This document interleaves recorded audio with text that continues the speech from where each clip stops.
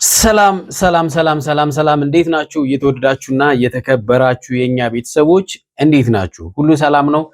እኛ ጋር ሁሉ ሰላም ነው። ፈጣሪ የተመሰገነ ይሁን። ለዚህ ሰዓት በቅተናል። እናንተ እንዴት ናችሁ? በያላችሁበት ሰላምና ፍቅር ከእናንተ ጋር ይሁን። ዛሬም እንደተለመደው እንግዲህ በአወዛጋቢውና ግራ ባጋባን ቪዲዮ ወደ እናንተ መጥተናል። ዛሬ አብርሃም አንድ ትዕዛዝ ታዞ ትዕዛዙን እንዲፈጽም ተደርጓል ማለት ነው። የተወዳችሁና የተከበራችሁ ቤተሰቦቻችን ለዚህ ቤት አዲስ የሆናችሁ ቻናላችን ሰብስክራይብ አድርጉ። ሰብስክራይብ ያደረጋችሁ ደግሞ ላይክ እና ሼር እያደረጋችሁ ይህን ቪዲዮ እስከመጨረሻው እንድትመለከቱት በትህትና ጠይቃለሁ። እንግዲህ ብዙ ነገሮችን በአብርሃም ዙሪያ ላይ ስንል ቆይተናል። ብዙ አስተያየቶችን ስንሰጥ ቆይተናል። ቤተሰቦቻችን እየተፈጠሩ ያሉት ነገሮች ከጤናው ሊሆን ይችላል የሚል አንስተናል። ወይም ደግሞ ከሄርሜላ ለመራቅ እያደረገ ያለው ነገር ነው ብለናል። ነገሮቹ ወደዛ ስለሚወስዱ ማለት ነው። እንደገና ደግሞ አብርሃምን የሚያስፈራሩበት የሆነ ነገር እንደያዙበት የሚያሳይ ነገሮችም እያየን ያለ ነው እና እያንዳንዱን ነገር አብርሃም እያደረገ ያለው በፍርሃት ውስጥ ሆኖ እነሱን በመፍራት ልክ እንደ ማስያዣ ታስታውሳላችሁ። ከዚህ ፊት የራቁት ቪዲዮ ይዘውበት ሲያደርጉት እንደነበረ ታስታውሳላችሁ አይደለ? ሄርሜላን አግኝቷት እንደማይፈልጋት ሲነግራት ነበረ። ካሁን በኋላ እኔና አንቺ መገናኘት የለብንም ብሎ ሲላት እንደነበረ ታስታውሳላችሁ። የማንረሳው ነገር አብርሃም ይሄን ሁሉ ነገር ሲያደርግ አንድ ቀን እንኳን ፊቱ ላይ ፈገግታ ታይቶ አያውቅም። አዎ እያንዳንዱን ነገር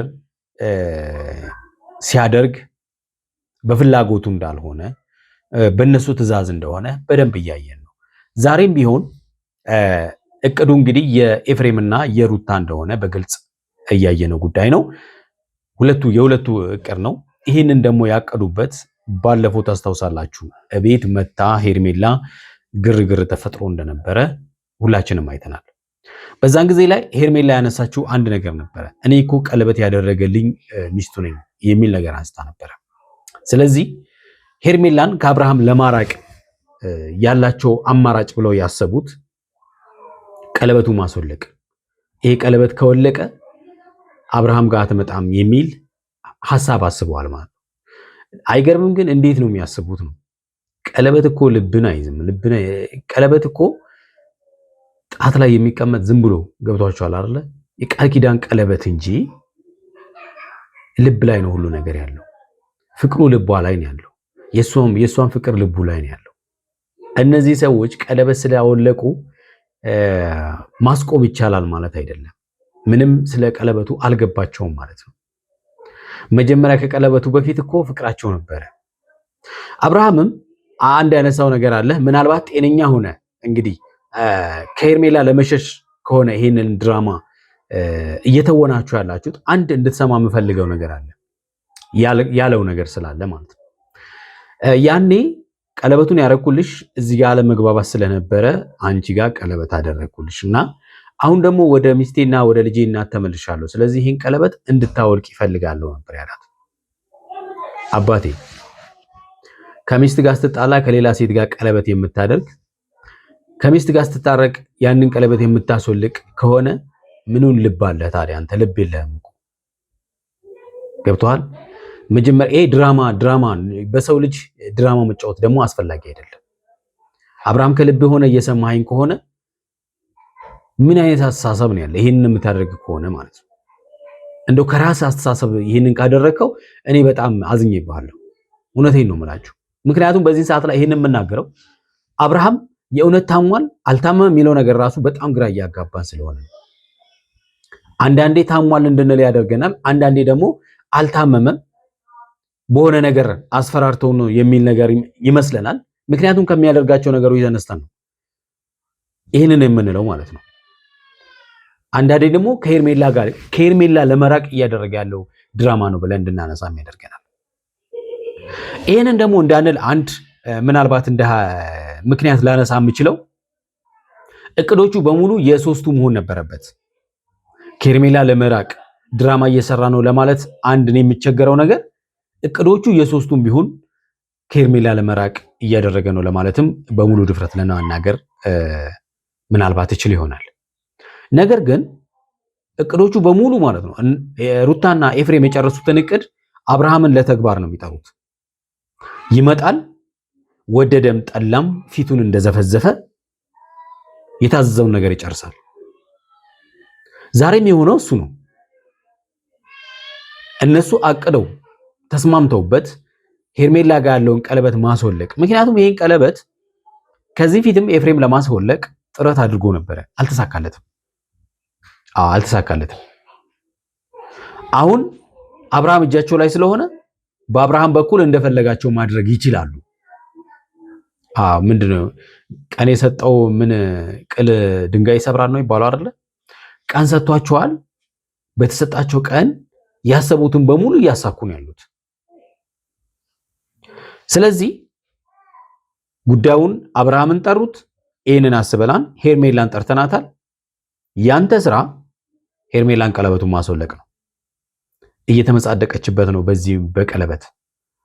ስለዚህ አንተ የምትሰራው ይሄንን ብቻ ነው የምታደርገው የሚል ቀጭን ትዕዛዝ ነው የተሰጠው ማለት ነው። ስለዚህ ትዕዛዙን ተቀበለ። በትዕዛዙ መሰረት ጉዳያቸውን አስፈጸመ ማለት ነው። ይሄን ሁሉ ሲያደርግ ግን አብርሃም ደስተኛ ነበር አይደለም። ፊቱን እያየነው ነው። ትዕዛዙን ከመቀበል ጀምሮ ራሱ አብርሃም ደስተኛ አይደለም። እያንዳንዱ ነገር እያደረገ ያለው ደስተኛ ሆኖ እንዳልሆነ በግልጽ ያሳያል ማለት ነው። ስለዚህ አብርሃም የእውነትም ወይ ከጤናው ጋር አይደለም ወይም ደግሞ የያዙበት መረጃ አለ፣ ቪዲዮም ሊሆን ይችላል። ከዛ እንደ አሻንጉሊት እየተጫወቱበት ነው ማለት ነው። አለቅ። ከዚህ ውጪ ምንም ሊሆን አይችልም። ምክንያቱም አብርሃም ከነሱ ተለይቶ ወይም እኔ ከሩታ ጋር አልቀጥልም ቢል የሚሆነው ምንድነው? ያ መረጃ ይወጣበታል ማለት ነው። ማስፈራሪያ ነው ማለት ነው። እስከ መቼ እያስፈራራቸው ትኖራለች? እሱን አናቅም። አብርሃም እስከ መቼ ነው ይሄን ጉዳይ እንደዚህ እየሸፋፈነ እንደዚህ ፊቱን ዘብዝፎ እስከ መቼ ይቆያል? አብረን የምናየው ጉዳይ ነው። ሌላው ሩታ ልትመጻደቂ አይገባም። ምናልባት የልጅሽ አባት ነው፣ ባልሽ እንዳልሆነ ግልጽ ነው። ፈተሽዋል፣ ፈልገሽ ነው የፈታሽው። በፈታሹ ባል መመጻደቅ ያናል አስፈላጊ ነው ብዬ አላስብም። አለመፈለግ ደግሞ ምን ያህል ከባድ እንደሆነ ደግሞ በደንብ አቤልም ነግሮሻል። ከባድ እንደሆነ አንቺም አይተሽዋል አለመፈለግን። ስለዚህ አሁንም ባለመፈለግ ውስጥ ነው ያለሽው፣ ባለመፈለግ ውስጥ ማለት ነው። ሳትፈለጊ ተፈልገሽ ማለት ነው።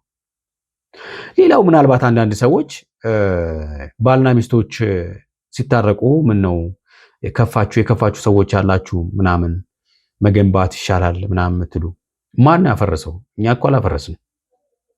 እኛ እኮ አንድ ላይ እንዲሆኑ እኮ ወደ ኋላ ሄዳችሁ ማየት ትችላላችሁ። ያፈረሱት እኮ እነሱ ናቸው። እዚህ ጋር የራሳቸውን አፍርሰው ሌላ ህይወት ደግሞ ማበላሸት ደግሞ የለባቸውም። በቃ አለቀ። ትላንትና በቃ እኔ ካንተ ጋር መቀጠል አልፈልግም ብላ አብርሃምን ቁም ስቅሉን አሳይታ የፈታችው እሱም ህይወት በቃ መጀመር አለብኝ ብሎ ሌላ ሰው ጋር ሄዷል። ስለዚህ እንደፈለጋት ደግሞ የአብርሃምን ህይወት አበላሸች። እዚህ ጋር ደግሞ የሌላ ሰውን ህይወት ማበላሸት የለባትም። አብርሃምም ይሄንን በማድረግ እውነት ለመናገር እኔ አዝናለሁ። እውነት ለመናገር አዝናለሁ በሆነው ነገር ማለት ነው። አንተ ከማንም ጋር መሆን መብት አለ፣ ግን የሰው ህይወት በማበላሸት ግን እኔ በጣም አዝናለሁ። ምክንያቱም መጀመሪያውንም ቀድሞ አልፈልግም ማለት ይችላል። በነገራችን ላይ ቤተሰቦች እኔ መናገር የምፈልገው ነገር አብርሃም ገና ከሄርሜላ ጋር ህይወት ሲጀምር ትክክለኛ ሰዓት እንዳልሆነ ተናግረን ነበር። እኔ በደንብ ተናግሬ ነበር። ቪዲዮ ሰርቻለሁ፣ ወደኋላ ሄዳችሁ ማየት ትችላላችሁ። ጊዜ ያስፈልጋል። ጊዜ ስለሚያስፈልግ በዚህ ሰዓት ላይ ህይወት መጀመር አስፈላጊ አይደለም የሚል ሐሳብ ሰጥቼ ነበረ። ለዚህ ነገር ተዳርገዋል ማለት ነው። ዞሮ ዞሮ በመሃል ላይ ሄርሜላ ተጎድታለች። ያው ሄርሜላም እንደ ሴት አንድን ሴት ጥሎ የመጣ ወንድ ቶሎ ወደ ህይወቷ ማስገባቷ ትክክል አልነበረም።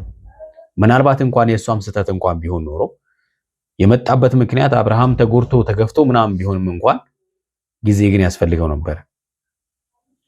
ከዛ ጋር ህይወት በትኖ የመጣን ሰው ወዲያውኑ ተቀብሎ ወደ ህይወት ማስገባት ያልተረጋጋ ስለሆነ ያልቆረጠለትም ሊሆን ስለሚችል ሩታን ደግሞ እንደምታውቂያት እልህኛ ስለሆነች ያ ነገር ትክክል እንዳልነበረ ያኔም ተናግረናል። ይሄው ያኔ እኛ የተናገርነው ነገር ተደማጭና ቢኖረው ኖሮ ለዚህ ደረጃ አትበቂም ነበር አንቺም ማለት ነው። እስቲ ወደ ቪዲዮ እንሂድና ሐሳብ አስተያየት እንስጥበት። ወደ ቪዲዮ እንሂድ። ሚላን ጠርተናታል። ስለዚህ ያው አንተ መፈለገው ሩታ ነው ብላል። ቀለበቱ ያው አንተን ያደረክላት ከዚህ በፊት እኔ ጠይቃት ነበር እንድትመልሰው ቀለበቱ ልትመልስልኝ አልቻለችም። ስለዚህ አሁን አንተ ጠይቃታለህ ማለት ነው። ትዕዛዝ ነው በቃ የተቀበለው። አብርሃም መጣ። እነሱ ያቀሉት እቅድ አለ። በእቅዳቸው ላይ ተግባራዊ እንዲያደርግ ትእዛዝ ተሰጠው ማለት ነው። የአብርሃም ስራ ምንድነው? ትእዛዙን መፈጸም ነው። የእውነት የጋራ እቅድ ቢሆን ኖሮ አብርሃም ብቻውን ራሱ ጠርቷት ቀለበቱን ማስወለቅ ይችል ነበር። ማስወለቅ ይችላል። ማስወለቅ ብቻ አይደለም፣ እንደው ባያስወለቅ ራሱ ኤርሜላ ማስቆም ይችላል። በቃ የአብርሃም እቅድ ቢሆን ማስቆም ይችላል። ሌላው አብርሃም በዚህን ሰዓት ላይ ከልዑል አይሻልም። ለቅ እንደ ልዑል በሉት። በቃ ልዑልና አብርሃም በምንም አይለያዩም። በአካላዊ ግዝፈት ብቻ ነው የሚለያዩት። በዚህን ሰዓት ላይ አብርሃምን ቦራ አሚዩዝመንት ወስደው ከእንትና ጋር ከልዑል ጋር ማጫወት ነው የነሱ ስራ ማለት ነው። የሩታና የአቤል ስራ። እናንተ ተጫወቱ ብሎ እነሱ የራሳቸውን ኢንጆይ አድርገው መምጣት ይችላሉ። እዛው የተባለበት ቁጭ ብሎ ይጠብቃቸዋል እሱ ማለት ነው። ቀለበቱን ስጭኝ ብላ ካሁን በኋላ የቀለበት አንቺ ጋር ምንም አይሰራም ብላ እንደውም ለሩታዬ ደብል የምታደርግላት እነሱ ይስቃሉ። በሆነው ነገር ራሱ ሲስቁ እሱ እንኳን አይስቅም። ገብቷቸዋል አይደለ? ምንም በቃ ፊቱ ላይ የምታዩትን ነገር ተመልከቱ። ደስተኛ አይደለም። በጣም የጭንቀት ፊት ነው የሚያሳየው።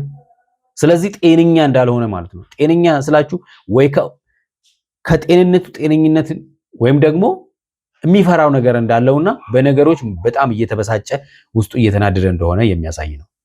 ስለዚህ ይሄንን ታደርግልናለህ ማለት ነው። በቃ ትዕዛዙን ተቀበለ። ምንም አማራጭ የለውም። አማራጭ ነገር የለውም። ምክንያቱም አምቢ ማለት አይችልም። ይሄንን ብቻ አድርገልን፣ ሌላው ለኛ ጣሩ ችግር የለውም አይደል? ምክንያቱም እነሱ ብዙ ነገር የማድረግ አቅም አላቸው። ምክንያቱም ሰው በተንኮል መንገድ ብቻ ከሄደ ብዙ ነገር ማድረግ ይችላል። እነሱ የሚከተሉት የተንኮልን መንገድ ብቻ ነው። ቀለበት መተሳሰር ባልና ሚስት መሆን አይደለም እና አንቺም ባልና ሚስት አይደላችሁም። እናንተም እንደ ባልና ሚስት አክት ማድረግ ካንቺ አይጠበቅም። በጣም የተጣጣረችው በቀለበቱ ነው። ስለዚህ ስምጥት ስታረግ ሁሉ ነገር ይቀላል ማለት ነው። ሰላም የዋህነታችሁን ያየሁት ምንድነው መሰላችሁ? በነገራችን ላይ የኤፍሬምና የሩታን የዋህነት ያየሁት የዋህ ልበላቸው እንግዲህ ቀለበቱን ስላወለቀች ብቻ ከአብርሃም ትርቃለች ብለው አስበዋል። ዋናው ነገር ቀለበቱ ላይ አይደለም ያለው። አለቀ። ቀለበት ፈልገን የምናደርገው የቃል ኪዳን ቀለበቱ የቃል ኪዳን ነው እንጂ ከዛ በፊት እኮ ፍቅር ነው። በቃ በልብ ውስጥ ያለው ፍቅር ማለት ነው። እሱንስ እንዴት አድርጋችሁ ታውልቁ ይሆን? ከልቧ ውስጥ ያን ነገር ማውጣት ትችሉ ይሆን? ፍቅሯ ሲሞክሩት እሱንም መቼም ከዚህ በኋላ ሰላም ይሆናል። ቀለበት ወጥቶባት ድጋሚ ትመጣለች ማለት ዘበት ነው። ወይም ደግሞ ልጅ ችግር ነው ፈልገው ማለት ከኛ እኔ ለሄርሜላ አንድ ምክር ልሰጣት የምፈልገው ነገር ራቂ፣ በቃ ራስሽን አድኚ።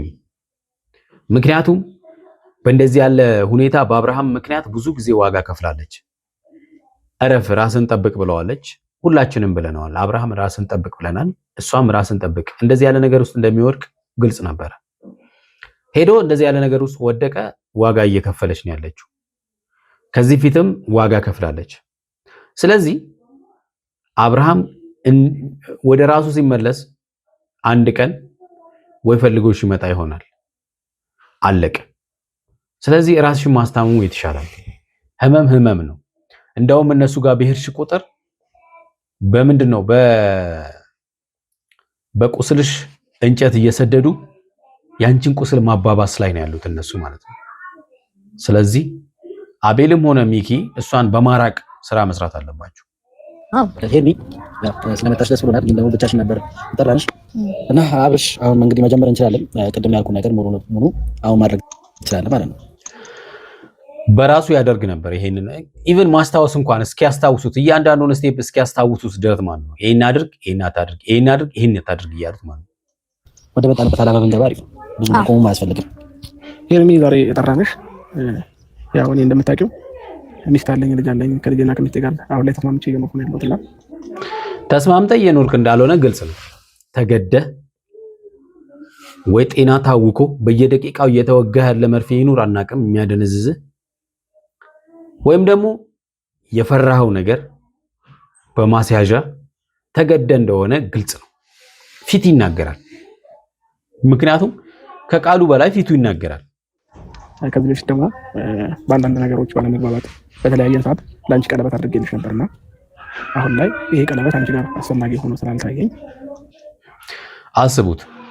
በፊት ከሄርሜላ ከሩታ ጋር ስላልተግባባ እዚህ ጋር ቀለበት አሰረ። አሁን ሲግባባ እዚህ ጋር ቀለበቱን ያወልቃል። እንደዛ የሚባል ህይወት የለም አባቴ፣ እንደዛ የሚባል ህይወት የለም። ይሄን ማወቅ አለብህ።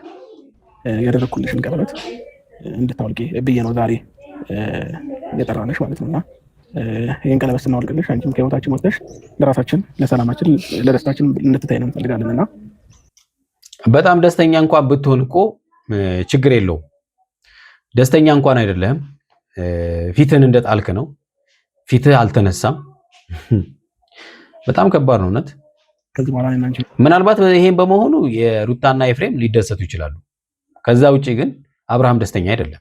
ህይወት ላይ ምንም አይነት ነገር ሊቀጥል ስለማይችል ከቻልሽ ቀለበቱን አውልቅላችሁ ነው። ይሄንንም በልብለውት ነው በደንብ ብለውት ነው።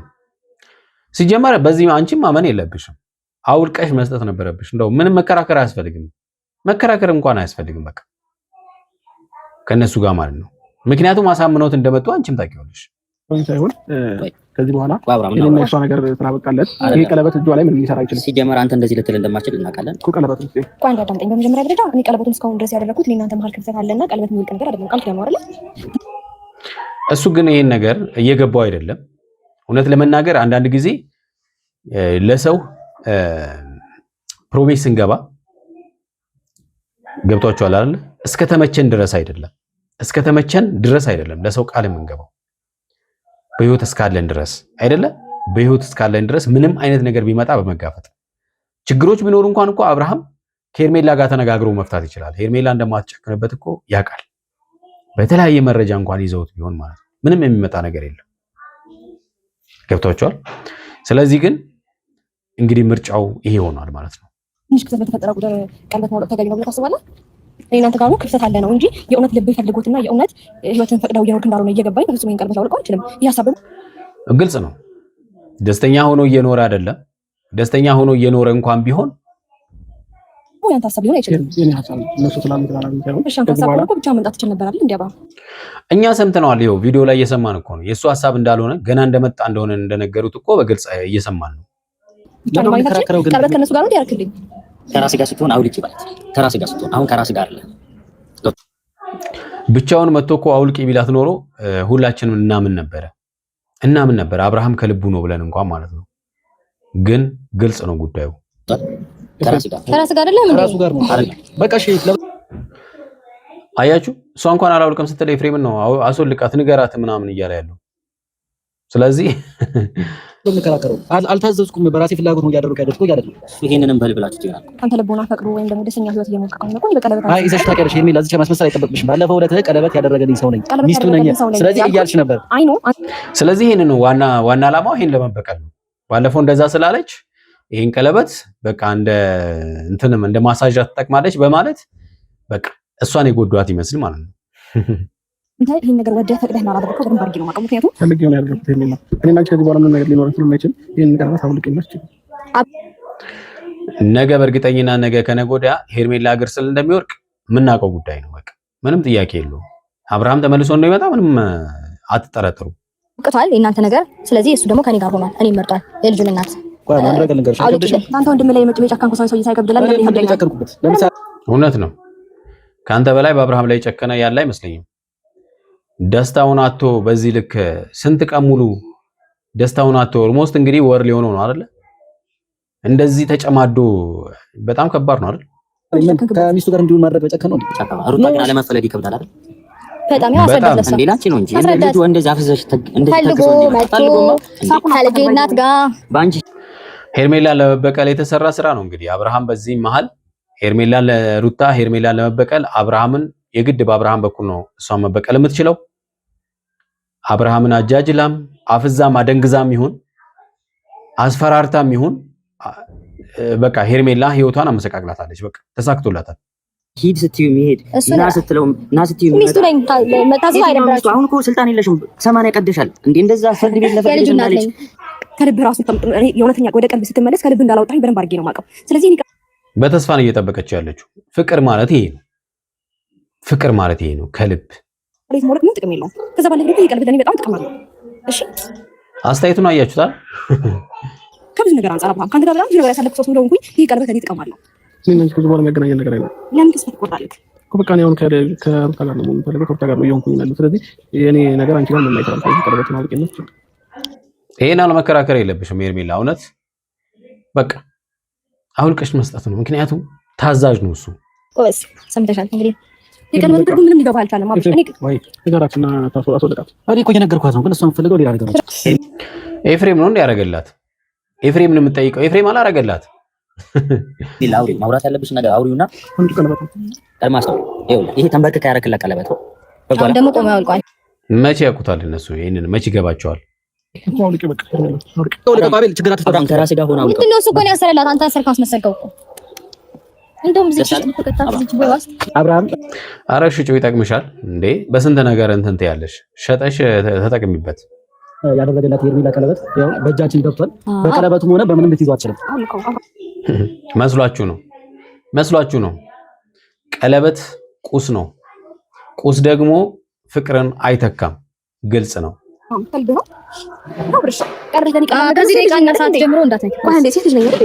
በቃ እኛ ጨርሰናል አይደል? አቤል ይዛት ሚድ ስለኛ ጨርሰናል። ቀለበቱ እንደወርቀን በፈለግ ነው። ቀለበቱ ወረድ ይወልቋል። ምናልባት እንግዲህ ይሄ ለቅሶ ይሄ እንባም ምናልባት አብርሃም ዋጋ ሊያስከፍል ይችላል። አናቅም። ኤፍሬምም ቢሆን ዋጋ ልትከፍልበት ትችላለህ። ከራሱ ጋር አይደለም ያብሽኩ እንጂ እነሱ እንደማይፈልጋቸው እኮ ግልጽ ነው። እሷ እንደማይፈልጋት ግልጽ ነው። ይኸውልሽ አሁን በራሷ መንገድ ይዛው ነው እንጂ እንግዲህ ደስታዋን ትግለጽ። እንግዲህ ሻማ ታብራ። አው አንዳንዴ ከልክ በላይ መሄድ ዋጋ ያስከፍላል። የተወደዳችሁና የተከበራችሁ ቤተሰቦቻችን ለዛሬ ያዝንላችሁ ቪዲዮ ይሄን ይመስላል። በሚቀጥለው በሌላ ቪዲዮ እንገናኛለን። እስከዛው በያላችሁበት ሰላምና ፍቅር ከእናንተ ጋር ይሁን። ቻው